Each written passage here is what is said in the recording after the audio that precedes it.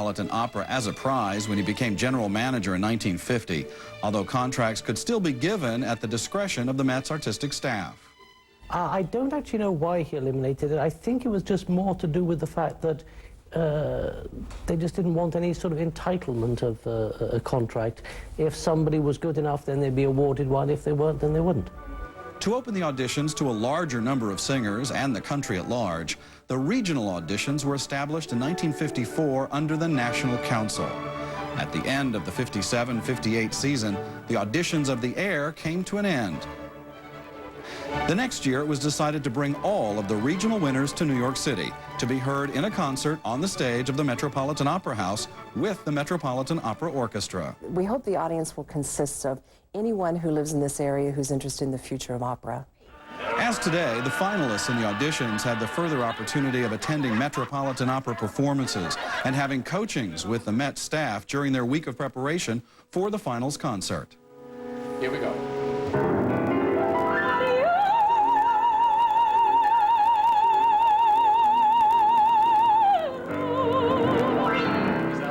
That's right, and I was right with the 3 beats. There was also plenty of opportunity for socializing with the other contestants and the Met staff. Not only are you amazingly handsome, but your love of music will be an important part of your life. I got that the night I got in New York. Just because the young singers don't necessarily make it to the final 10, this doesn't necessarily bode ill for their lives. I remember the first year that I was here working at the Met, the semifinalists were given their traditional pizza dinner, and one of the winners of the 1988 National Council auditions stood up to talk about her career, which had been very, very successful since the auditions. And all I could think was, yes, but someone needs to remind these kids the also-rans that year at the national level included mezzo-soprano Denise Graves and soprano Patricia Rosset, who have gone on to glorious careers at the Met and virtually everywhere else. Some of the audition winners who have been our guests here on Breakfast with the Arts are mezzo-soprano Frederica Funstata from 1969. In addition to Funstata, other breakfast guests who were Met audition winners were baritone Thomas Hampson in 1981, sopranos Hae Kyung Hong and Sylvia McNair in 1982, soprano Deborah Voigt in 1985, sopranos Renee Fleming, Heidi Grant Murphy, mezzo-soprano Susan Graham, and tenor Ben Heppner in the bumper year of 1988. Soprano Elizabeth Futrall and countertenor Brian Asawa in 1991, tenor John Osborne in 1994, and soprano Sandra Radvanovsky in 1995. When they did announce my name, I felt like it was the first day of the beginning of my new life in a way, so. From 1979 until 1998, 10 equal winners were chosen from the 23 regional winners to perform at a winner's concert on the Metropolitan Opera stage with the Met Orchestra.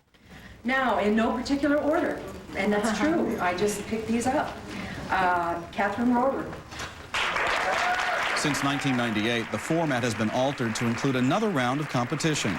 This year, the first round took place on March 25th, where 10 finalists were selected. For all of us judges, we're looking for a kind of hard-to-define combination.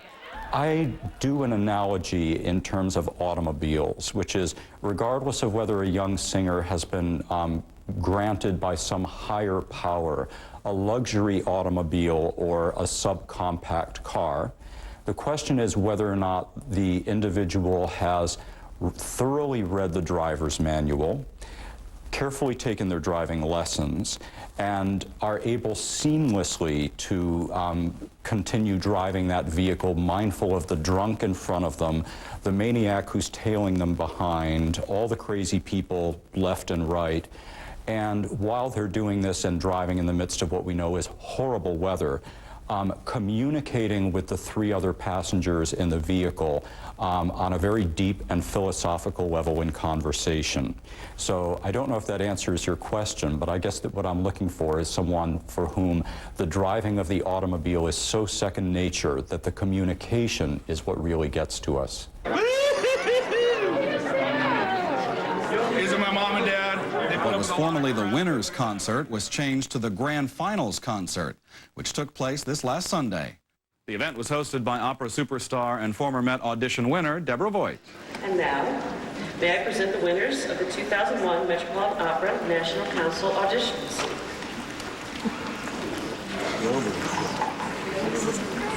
Lawrence Brownlee.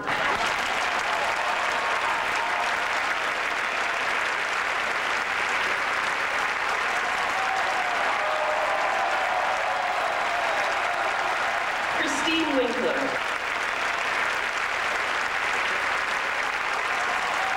Melissa Citro. JESÚS GARCIA.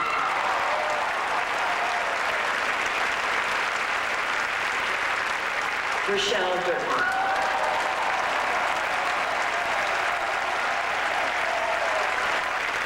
Today, the 5 winners each receive $15,000 in prize money, and those finalists who do not become winners receive $5,000 each. The experience for all 23 of the singers is worth a great deal more than the cash prizes. One of the things that's really extraordinary is just to see so many people that have so much talent. I mean, I look around and people are my same age or have gone through similar experiences and how we've all arrived at this point and how really blessed we are to be here. I tell them all that I know they've worked really hard to get to this point and they should enjoy this week. Just being able to be here and to stand on that stage and sing, it's just such an honor and such a blessing. I would love to see all of the semifinalists leave here having enjoyed the process and having used their internal filters, something that I think is vital in the success of every singer, young or old, to take in enough of the information that is new to them, that they will have been given this week, that they're able to move on and be successful and grow in the rest of their fledgling careers. Each of the 23 regional winners who come to New York are eligible to return during the next 5 years and audition for the Met's artistic staff for additional grant money of up to $5,000. In this way, the National Council has the opportunity to track the singers' progress and continue to be of assistance in their career development. Over 100 singers on the Metropolitan's roster during any given season have auditioned for the National Council. While there are many routes to the stage of the Met, for singers in North America, the National Council auditions create an introduction to the company that may have otherwise eluded them. Today, we will feature all 5 winners chosen on April 1st. Pianist George Darden of the Metropolitan Opera will accompany them.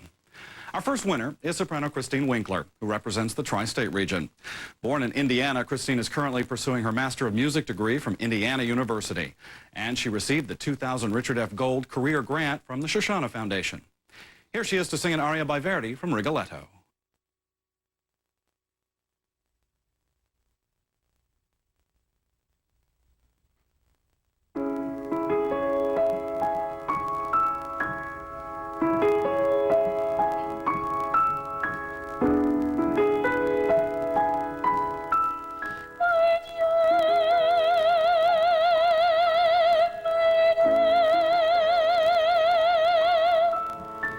Nome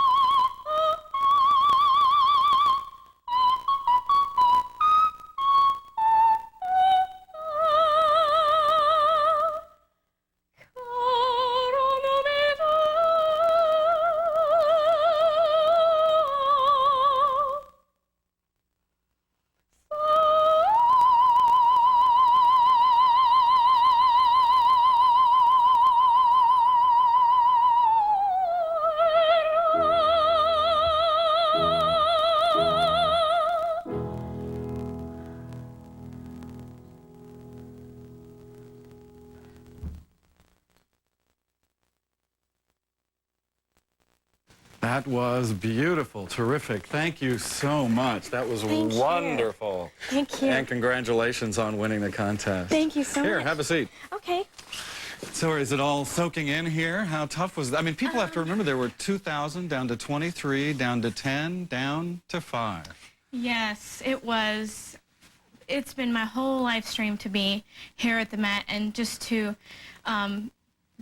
be in this competition and to make it this far is such an honor, because there are so many good singers and there were so many good semifinalists, and I'm just so happy to be here. You've obviously been singing for a while, but there you were on April 1st, center stage, no one else on stage, with the Metropolitan Opera Orchestra, which has got to be the best opera orchestra in the world. Was there a little voice somewhere going, I know what I'm doing, but I'm at the Met? Yes, there was that little voice. I had to keep telling myself, you know, just do your best, don't worry about it. This is the Met, but try to just be calm and cool, and that's what I try to do, just try to enjoy myself. Did you pick the music? Did the Met work with you? How did you decide what to sing in the competition? In the competition, in the actual finals, yeah. you're talking about? Yes, they actually chose my arias. In the semifinals, I sang Caro, nome and another French aria, but we decided to sing the other Willow song, the other aria, so they did help me to choose, and I worked with all the coaches, so they were a great help. The Verdi you just sang for us is what you sang in the competition. That was the second piece. Yes. And the order, too. It seemed to be this was the one with the more vocal gymnastics. Did you deliberately save that for the second half? I did. I felt like the first piece was beautiful, but I felt like I needed to end the night with a bang so that I could feel like I had a chance, so...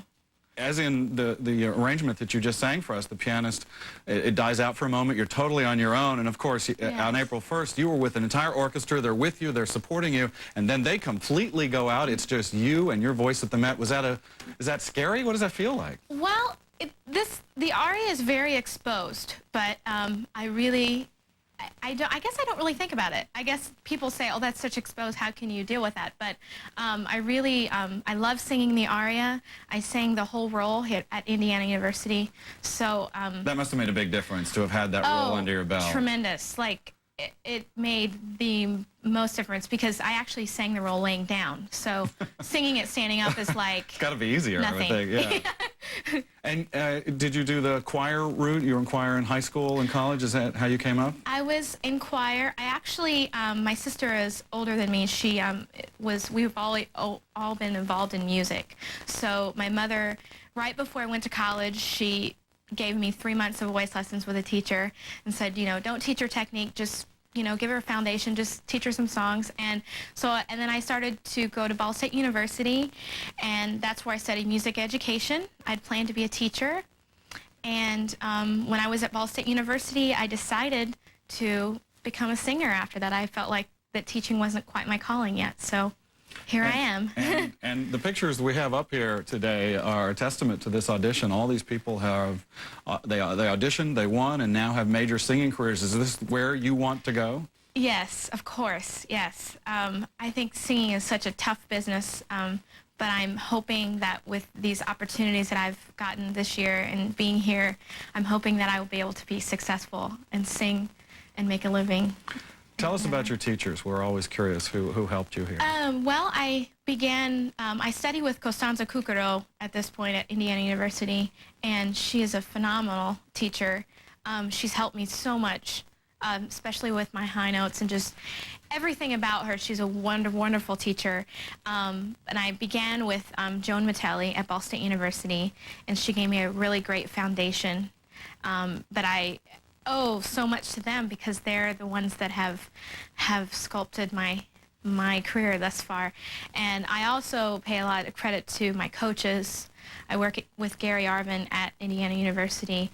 So everybody's involved in your singing career, really. It can't just be yourself in a way. They must be doing something right. 2 of the winners are from your university, right? Yes, actually, Larry Brownlee and I both study at Indiana University, and we also study with the same teacher. So calling my teacher yesterday was pretty You called her up together? Amazing. Yes. What was her reaction after you won? She was ecstatic. She just was like, I can't believe this, and she just was so happy and just, she had no words almost. Well, congratulations again. Thank you. KRISTINE Winkler, thank you for joining us and singing for us. Thank you so much. This summer, KRISTINE Winkler can be heard at Glimmerglass Opera in Cooperstown, New York.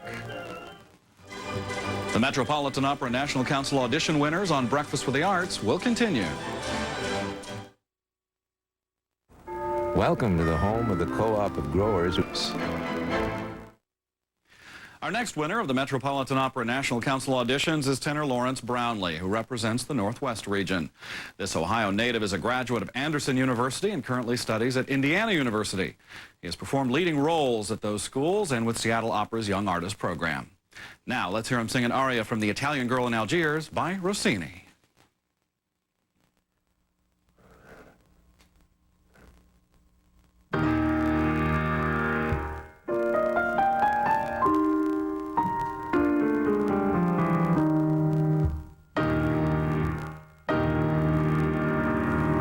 Languir per una bella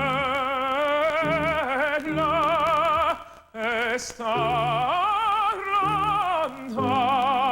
lontan da quella è il più crudel tormento che provar può.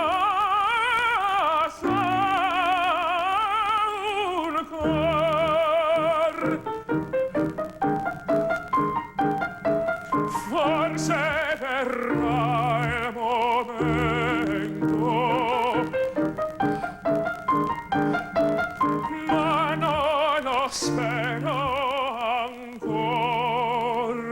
forse verrà, ma non lo spero ancor. Languir per una bella e star lontan, lontana quella è più cruel tormento che provar possa.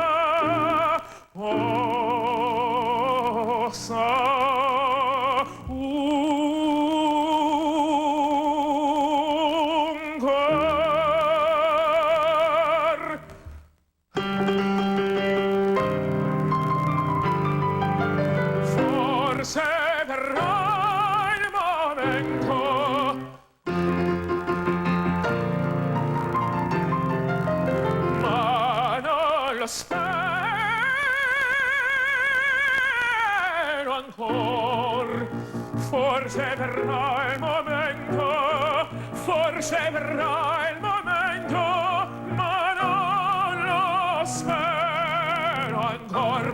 No, no, no, no.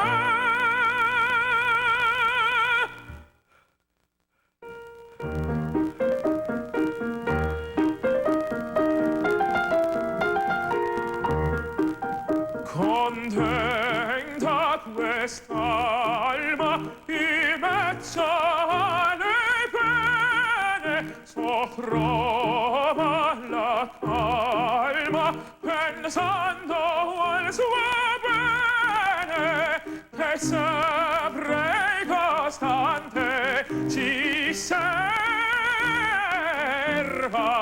in amor, che sempre costante si serva in amor.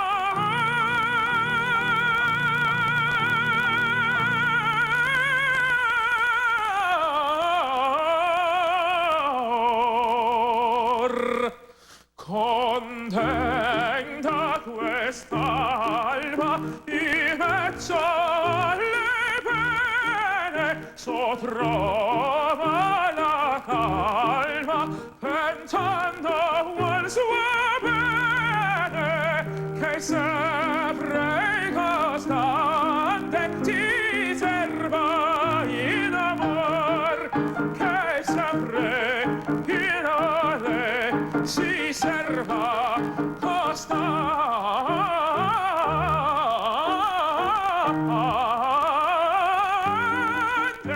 si serva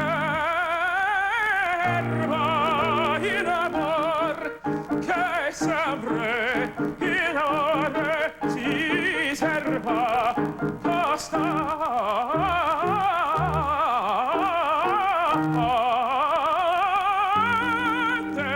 si serva in amor, si serva in amor, si serva in amor, si serva in amor, si serva in amor.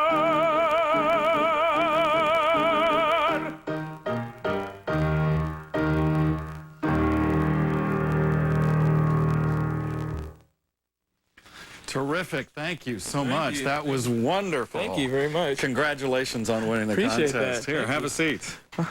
So you sang that song first a week ago, last Sunday, in Yes. the finals, and then there was an intermission. But after you sang that song, the crowd went crazy. You were a real crowd pleaser. You must have sensed that. It was fun. I could just feel the electricity from the crowd, and we were told before to just really enjoy the moment and enjoy the crowd, and everyone in the audience wanted us to do well. They wanted us to succeed, and they wanted to see, they were billing this as the opera stars of the future, and I felt that the audience were a part of they wanted us to really have a good time, and they were in our corner. So I felt that walking out of the stage, and I just had a great time. It was fun. So after that big applause in the first, and then there was the intermission, and you came back, you seemed more at ease, and you seemed to really enjoy yourself. Is that true, do you think? Yeah, it was. And, you know, all my colleagues backstage, we were talking, and we just, they told us, like I said before, to live in the moment. And I just thought, you know, I wasn't going to be intimidated by the fact that all the opera stars, all the great opera stars of all time, you know, sang at the Metropolitan Opera, you know, but they were just people too, and for me at that moment just to have fun. So I came back, and you know, there is nervous energy that you do have going into it, but I felt like, you know, I tried to use it as my fuel, and you know, not use it, you know, to make me nervous, but just to really have a good time and have fun with it. Yes. How did you come to opera? How did you decide this was going to be your life's calling? Well, I remember it's interesting. It's funny, actually. I was in a show choir in high school, and before that, I grew up in church singing gospel with my family, and I had always been a part of music, but I was in a show choir in high school, and as a part of that show choir, we went to, I got an opportunity to be in a program called Upward Link at a university in the town where I'm from. And so through that program, we had to give a recital, and I remember singing a song from the 24 Italian songs and arias, Tu lo sai. That was the first classical piece I ever did. And I remember in that recital, I was mocking what I thought an opera singer sounded like, and I was going overboard. People always call me a ham, and I was just trying to go overboard to mock what I thought an opera singer sounded like. And after the recital, a gentleman approached my father and I and asked him, was I going to pursue music? And at that point, I thought, there's no way. I don't even like opera. And I saw the Ballad of Baby Doe, I think, a year later, and I just fell in love with opera, and I thought it was so neat that the people sang the whole time, and they acted the whole time, and I just thought that it was the highest art form and probably the most difficult. And did you come to love it in a way you never expected by getting more immersed into it? Yeah, well, someone told me that I had a voice that was, I guess, inclined to opera, and I never knew it. I always knew that I had a high voice. I used to sing, like I said, I used to have 5 siblings. There's 6 of us, and I used to sing some of the higher stuff, higher than some of my sisters did. So I knew I had a high voice, but not necessarily that it was geared for opera. But after studying some, I remember going to a competition, and even then I had no clue, you know, that I had the ability. And after I sang at that competition, Nats is what it's called, the audience, they just really were very kind to me in the applause. And so then it kind of made me wake up and think, you know, maybe I have, you know, something that you could do with opera. Well, speaking of studying, you study with the same voice teacher as KRISTINE WINKLER, the last. Cucurell, yes. Yeah, now she's won this contest. She was a part of it. Tell me about that. 1967, she won the Metropolitan Opera, and I believe it was at the time where there was only one winner. And so she talked to us this year, and she's told us, you know, I can tell you from experience, I won the Met. Don't get intimidated by the stage. You know, have a good time. And it's just that encouragement, you know, and that insight that she had really helped with the contest this last weekend. That she's got 2 winners is pretty extraordinary. I mean, what is it about a teacher that makes her so special? Well, she teaches you, I feel, she teaches you to sing for the long term, you know, and so many people, I guess, they get caught up in the temporary, but she wants you to sing with your own voice. Every voice is unique, but to sing with the talent you have and sing very naturally and don't manufacture your sound. And she has a thing where she says, sing on the outtake, you know, don't hold it in, but just sing it, make sure that it's all going away from you like a conveyor belt, the sound. And so you won't hold. And it just really frees up the sound. And I feel like she has helped me tremendously. I studied with a guy by the name of Fritz Robertson for 4 years, and he was a fabulous teacher. And she just added on to what he taught me. And so I've been lucky with those, you know, those my primary teachers, those 2. And what did you learn most from the competition itself? I don't know. It's just did you enjoy it? Did you enjoy the competition? I just had a blast, and I felt that, you know, with all the support and just the 2 weeks that I've been here, you know, the people from the National Council, they've been tremendous. They've been wonderful to the 10 finalists and even the 23 before the previous weekend, prior to the last weekend. You know, they were just incredible to us, and they really treated us well. And I learned that, you know, if you're nice and if you work hard and if you really focus yourself, that you can do well. You know, and I just I had a blast doing it. I lived in the moment. I felt like it was a great, tremendous opportunity, and I'm so gracious, happy to be here now. Yeah. Well, congratulations to you again. Thank Best you of luck to you in so your career. Come back and visit us. Thank you. Appreciate that. Lawrence Brownlee can be heard this summer at Wolf Trap Opera and with the St. Louis Opera. Breakfast with the Arts will continue in a moment.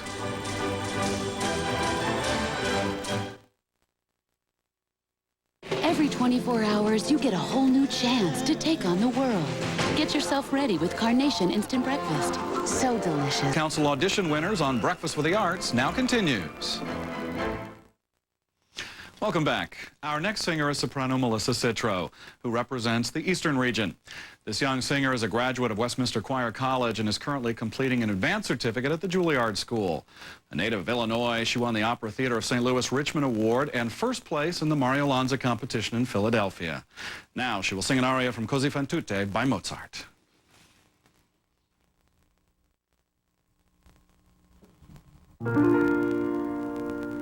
E parte, senti, quando partir si lasci, si tolga i sguardi miei, in fausto getto della mia debolezza. A qual cimento il barbaro mi pone, un premio è questo, ben dovuto a mie colpe.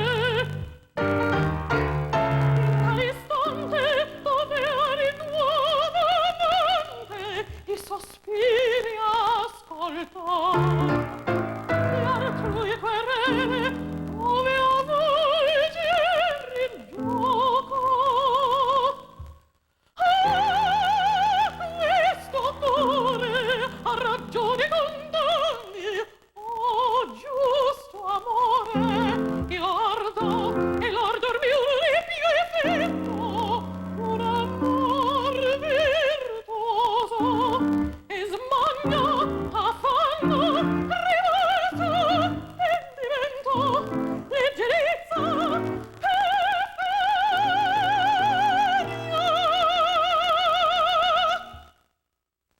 e tradimento.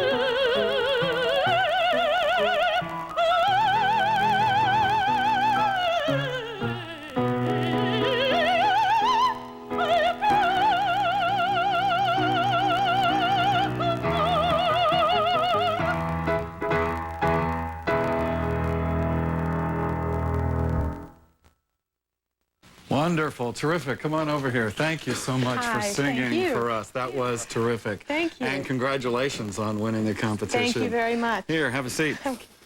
How did it feel when you won, when you heard your name mentioned? It was a shock. I was flabbergasted. You know, you don't really want to let yourself believe that your name is going to be called at that moment, and you're bracing yourself to be, you know, happy with being a finalist, which is wonderful enough. And when my name was called, I just kind of, it was like the wind was knocked out of me.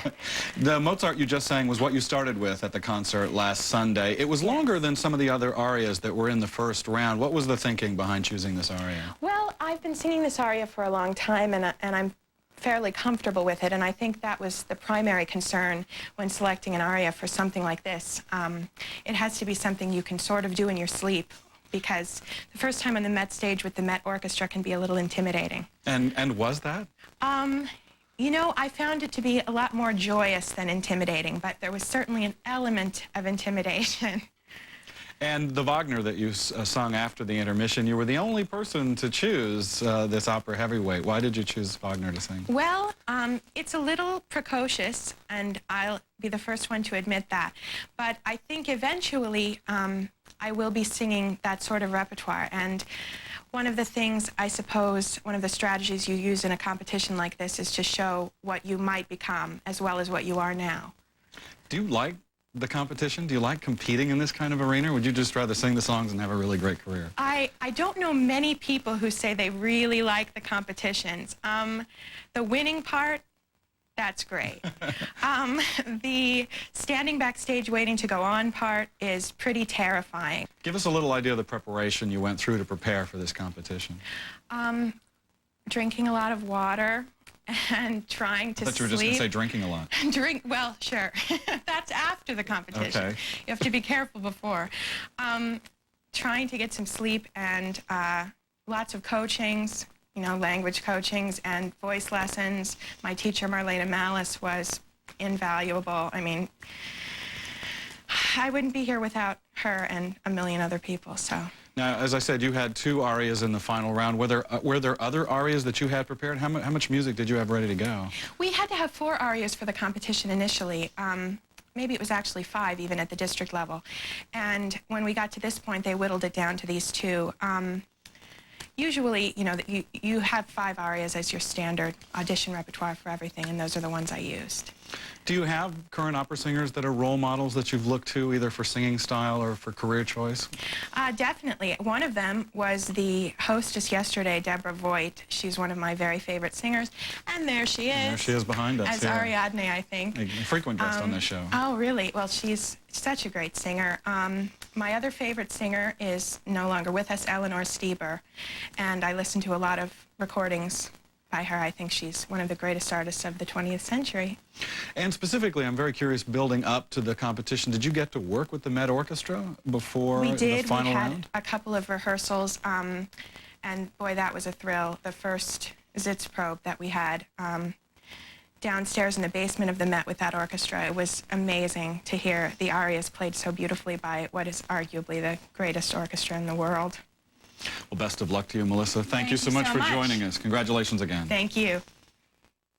This spring, Melissa Citro will perform with Opera Theater of St. Louis, and this summer with the San Francisco Opera Center's Marola program. Breakfast with the Arts will continue in a moment.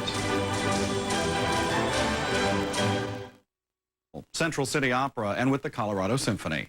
Garcia's awards include the Outstanding Apprentice Artist from the Shoshana Foundation, the Dallas Opera Guild Career Development Grant, and the Marguerite McCammon International Voice Competition. Here he is to sing Chilea's most famous aria.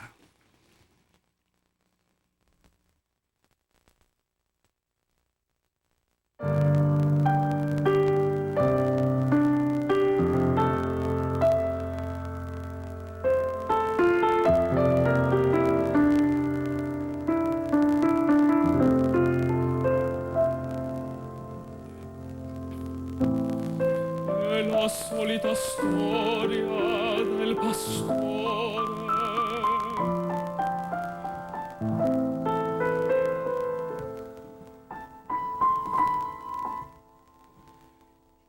Il povero ragazzo voleva raccontarla.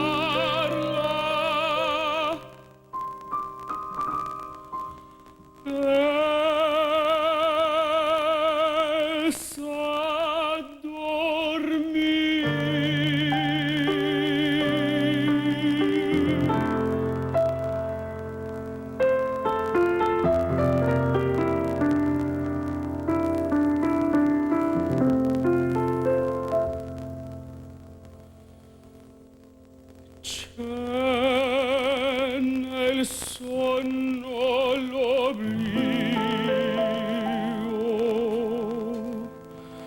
come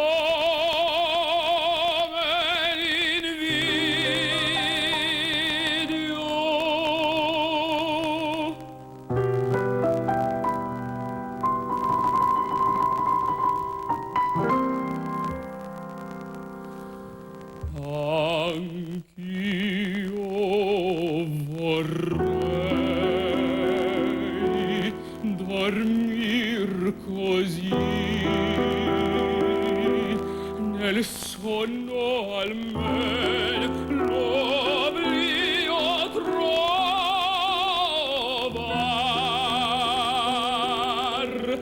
la pace sol cercando io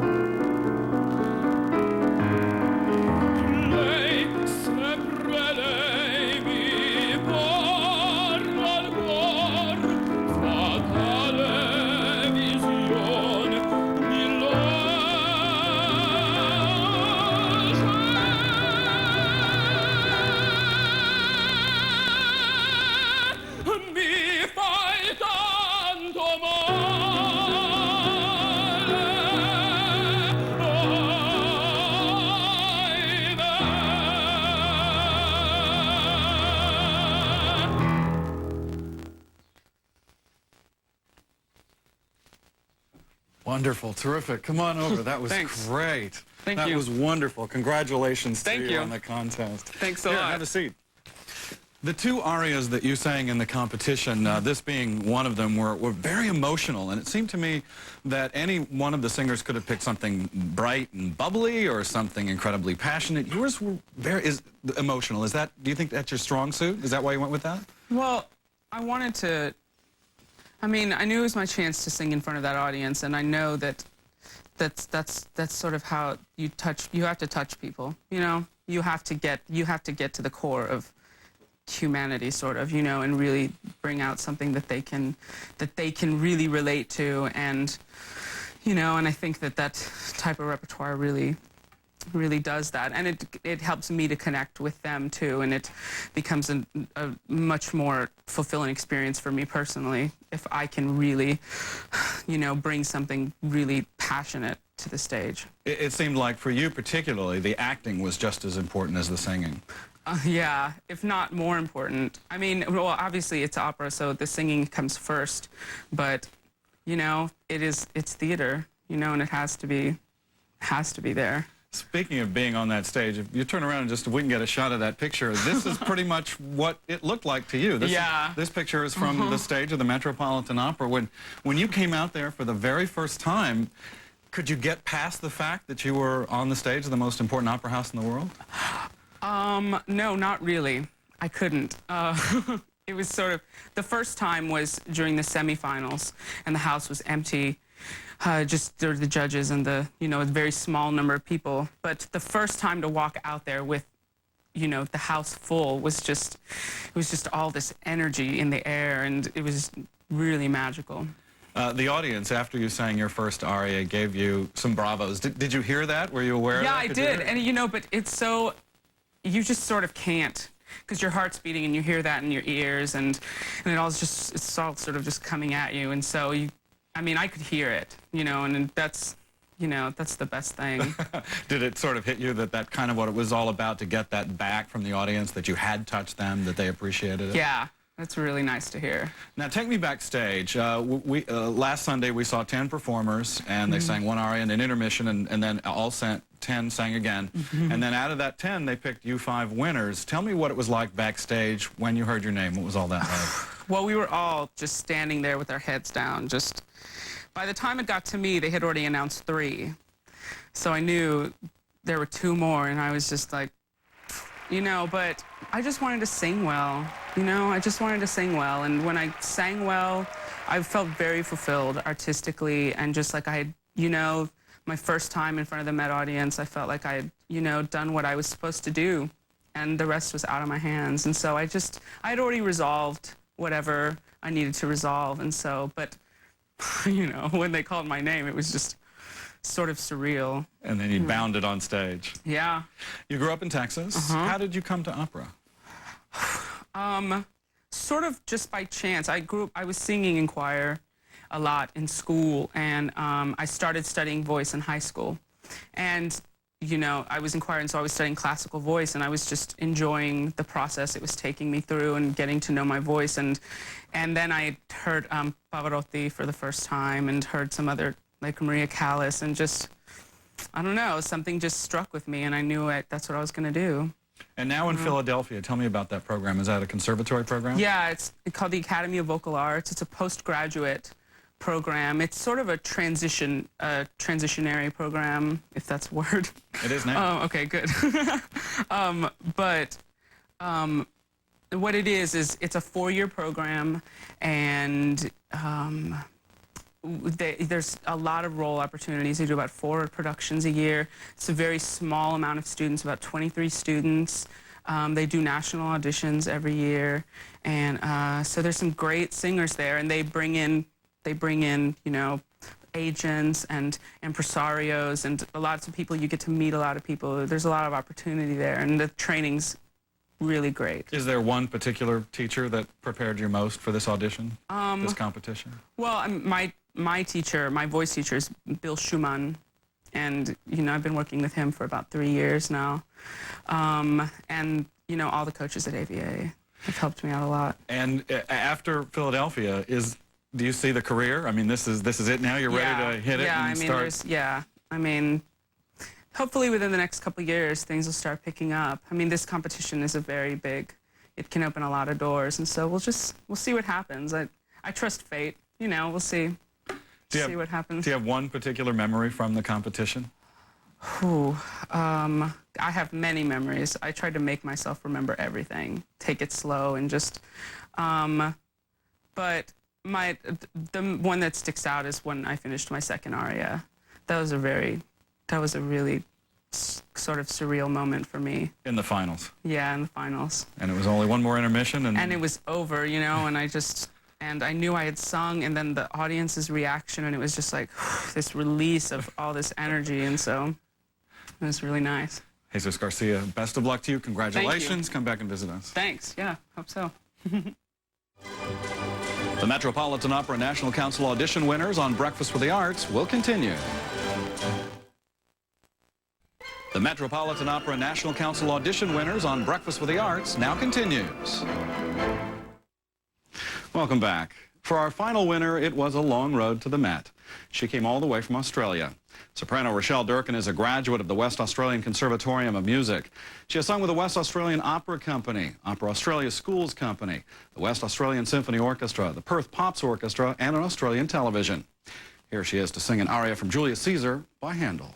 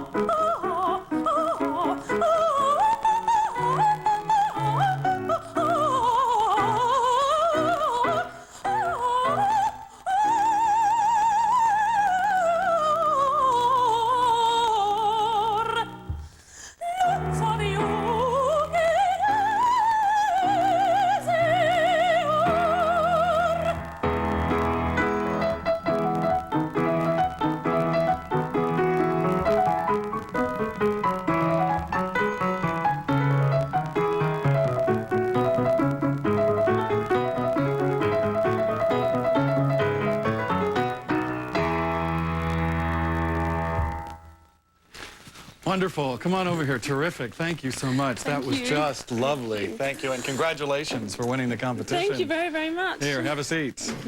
Now, the Händel and the Bellini that you sang in the competition, both of them had a lot of vocal gymnastics, it seems to me. Is that a specialty of yours? I like to think it is, yeah. Yeah, I've always been able to, my voice has always been able to run pretty quickly, so I usually choose something with the coloratura in it, yeah. Did you consider it a daring prospect as opposed to something that was just maybe sweeter and more lyrical? Oh, I often get very excited and nervous at things like this, and I often find that when I do get nervous and excited that the runs are actually quicker, so I find it harder sometimes to just settle down and sing the lighter stuff and the, you know, the bigger sort of legato sort of stuff. But, take me to the moment of announcing your name. You seemed more visually emotional about being the winner and your name being called than almost anybody up there. I was. Just to think that, I mean, the first competition that I ever won was in Australia, and that was the Metropolitan Regional semi-final, sorry. And I just never would have believed that I would be here right now. It was incredible, and my parents were so, they were just over the moon, and yeah, I think I've made Australia pretty proud anyway. I like to think so. I think you were the last name. Yeah, I was. So there's 10 down to 4. There's only one left. Do you think that heightened it a little bit for you? You only had one chance I just thought, left. you know, well, it's great that I was into the grand finals, and, you know, well, this is the last time I can do it, but what an experience. Everyone's been so lovely, and I've just had such a wonderful time, wonderful experience, and I just thought, you know, I was happy with that, but finding out that I was one of the winners was out of this world. I've asked some of the other winners this morning about being on that stage, the stage of the Metropolitan Opera, totally alone with the Metropolitan Opera Orchestra. What was that like the first time, and then again on Sunday for the finals? First time, you know, standing up on that stage and singing against such an amazing orchestra such as the Met Opera Orchestra, it was surreal. It was really surreal, and the sound came back, and I thought it would be dry, and I thought that I would really have to push my sound out into the auditorium, and it was fine, and the orchestra was perfect, and Paul Nadler, the conductor, was very fun to work with, and I just had a ball. Australia has a great history of opera and opera singers. Tell us how you first came to be involved and to sing opera yourself. To sing opera, well, I was always interested in musical theatre to begin with. My parents aren't opera buffs and don't go to the opera and all that sort of thing, and just so happened I had some singing lessons with an opera teacher, and next minute I found myself at the Conservatorium of Music, starting off in a certificate course, a sort of stepping stone into a diploma and bachelor, which I did. So I was there for 6 years, and auditioned in a couple of competitions in Perth, and then made my way over with the Australian Opera Australia, where they employed me for 10 months over in Melbourne. And then suddenly last year I had a really good year, and this year too. Seemingly so. Was there one moment where you said to yourself, I can do this for a living? I've had a lot of ups and a lot of downs. I think a lot of people in this business find that, and I never thought for a moment, I never thought to quit for one moment. I don't know why, whether or not you're born with something that you just have to do. I'm not sure, but I always thought that I would sing, whether it being in musical theatre, obviously not, but opera, and I'm so glad that I made it into this career.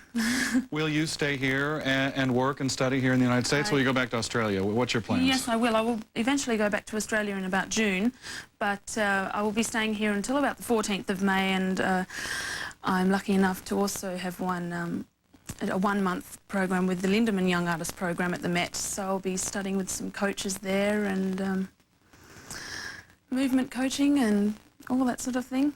So I'm very excited that I can stay in New York. I love it. So many of the opera performers start to place a real emphasis on the acting as well. You seem to have a handle on that, or seem to have put some importance in that. Is that true? I think it's really important, and for me, I'm very lucky that it's just come naturally. Yeah, so I really do think it's very, very important to be able to act when you're singing, and I'm just lucky, I suppose, that it's just come very natural. I've not had any acting classes or anything, but I just love to feel the music, and I just want everyone out there to feel what I'm feeling, and no holds barred. Did you feel that in the competition? Did you really feel that you were out there connecting with the audience? I relaxed in the second aria more than the first, because I just got out there and I thought, Rachelle, this is the Met. This is the Met. Just enjoy it. This is, you know, whether or not this is the last time you'll ever be up there, I hope not, but I just thought enjoy it. Yeah. The second aria was definitely a lot easier, I think, for almost everybody. The first one was out of the way. Yeah, and I thought I want to show something to the audience of myself. I want to bring myself to them, and I just felt extremely comfortable in the second aria. I don't know why, it was spooky. I wanted to ask you about what you were wearing in the competition as well. It was a beautiful dress. Was that something of your own creation, or? I decided to get one made because being so tall, a lot of the dresses don't hit the floor, so I decided that I'd find a dressmaker in Melbourne, and she's fantastic. I mean, the dress is perfect, I think. I designed it myself, and she just put it all together for me, which was wonderful. Well, it worked out as a great package. Rachelle, congratulations. Thank you very, very much. Best of luck to you. Thank you. Up next, an interview with Francois Giuliani about the Metropolitan Opera season. Don't go away. He's going to call Alan. We're doing this together. Your family, my family, the kids. I'm ready. Your kids will be with my kids. They'll hang out together. My kids will show them the rope. The 2002 season will begin on September 24th and run for 33 weeks. Here to tell us about what the Met has in store for its audience is Francois Giuliani, Director of Press and Public Relations for the Metropolitan Opera. Thanks for coming in. Hi. Before we get to the season, we've just seen the 5 winners of the National Council auditions. How important is this competition to the Met? Well, of course, it's terribly important. I mean, these young singers represent the future of opera. And even though the Metropolitan Opera obviously has a company full of distinguished and established singers, it's very, very important for us that the future be assured. And I think, as you've heard, we don't have too many fears with that lot. You got a lot of talent there. Fantastic. Let's talk about the season. Start with opening night. What happens opening night? Well, opening night is interesting because it's a special gala. We are in the middle of a commemoration of the centenary of Verdi's death, and we began this in last season. This season is just ending, but next season we continue. So the opening night is a Verdi gala with 3 acts from 3 different operas, with very major stars in each one of them. Placido Domingo singing an act of Otello, with Nikolai Putilin as Iago. We have Deborah Voigt and Neil Shikov singing one act from In Ballo in Maschera.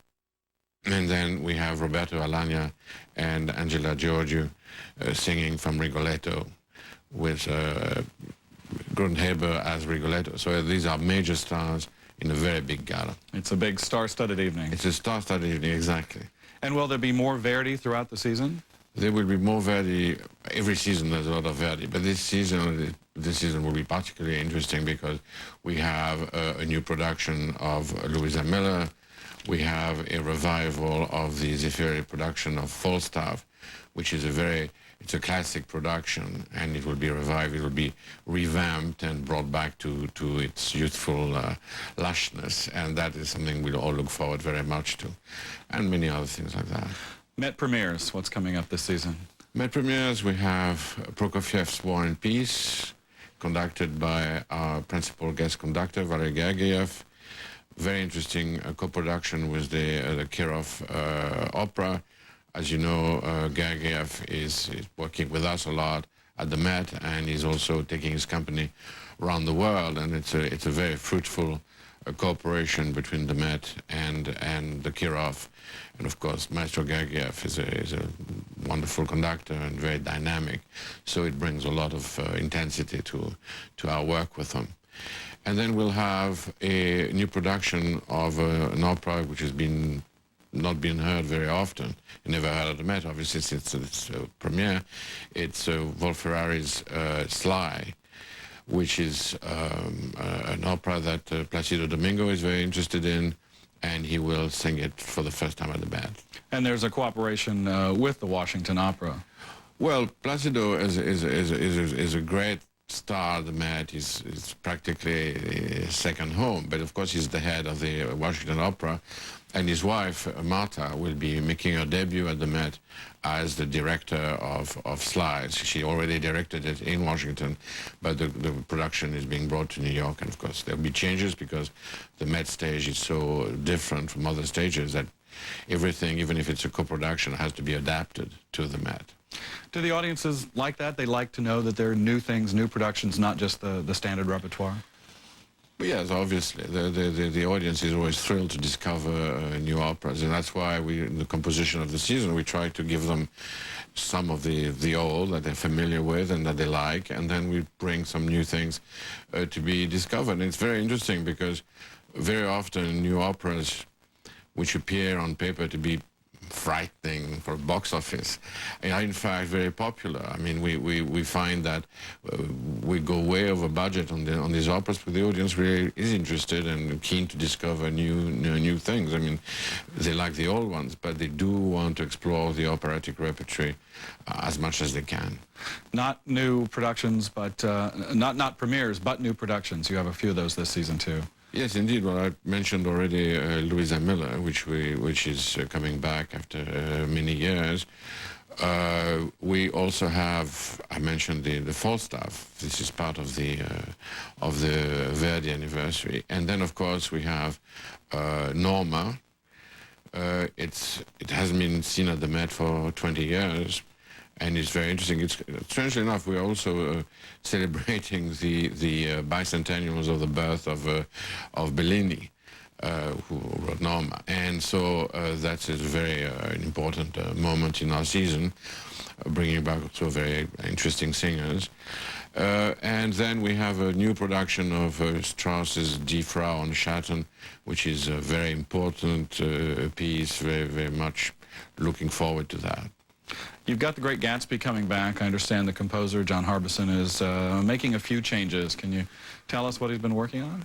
Well, when we did Gatsby for the first time, it was the world premiere, which we gave a couple of seasons ago, and as for all operas, they go through a period of change. The first, think of Verdi or Wagner, they're always versions of operas which evolved over the years, and in this case, I believe John Harbison is, in fact, contemplating some cuts, but not necessarily many. I mean, I don't think there was a tryout in Chicago with several cuts, but I don't think necessarily the Met will be so much different from the first time running. Maybe some changes, but nothing major. It's a wonderful opera, and I think it will live on its own merits. Jerry Hadley, Don Upshaw, will they be returning in the lead roles? Yeah, the great cast we had for the creation of the piece is coming back more or less intact. There will be one slight change. Jean Graham is not part of the team this time. She's replaced by Margaret Latimore. But otherwise, Jerry Hadley, Don Upshaw, Lauren Hunt, Lieberson, they're all coming back. Singers, any debuts that you're looking forward to? Well, every season there are debuts, and we're all excited about that. This season, of course, there's the debut of Veselina Kasarova as Rosina in The Barber of Seville. That debut has been postponed now for 2 or 3 years, so she was sick, she couldn't make it. So now finally she's scheduled to come this season, and she's a very important singer, and we're looking forward to that debut. There's a young Swedish baritone, Peter Mattei, who is also coming. Extremely important debut to see young singers. We were talking about young singers a moment ago. These are young singers for the day after tomorrow, but these singers now are young for today. They're ready to go on stage and take over, so it's wonderful to have them. The bad rap about classical music is that the audience, is getting older and smaller, but we keep reading that opera particularly is a growing audience, and it's getting younger. Do your numbers verify that, the people who are coming? Yes, and absolutely. Why do you think that is? First of all, our eyes verify it. When you sit in the house, you can see that there are many, many young people there, much more so than some years ago. Opera America has done, which is an association of all the various opera companies in the country, has done research in this. And in fact, yes, the ages are coming down, and it's the one classical art that popularity is increasing. It's not losing its audiences, on the contrary. Why? Well, I think... What do you attribute that to? Several things. I think, first of all, the introduction of the titles has been a major factor. People understand now what they're seeing and hearing, and it's very, very useful when you have a long opera in German or in Italian. You know, not everybody speaks German and Italian, or both. So it's very, very important, and that's made a lot of difference. Also, the visual aspect of the opera. I mean, it's, if you go to a performance at the Met and you see these magnificent sets and the chorus and hundreds of people on stage moving, yeah, it's very, very, in fact, I'm sure it's people who have been raised on television expect that kind of spectacle. They can't put up with something dreary in a corner, so they want to see something great, and they see it at the Met, no doubt. Francois Giuliani, thanks so much for coming in. Thank you. The Metropolitan Opera opens its 2001-2002 season on September 24th. For tickets and information about the 33-week season, call 21...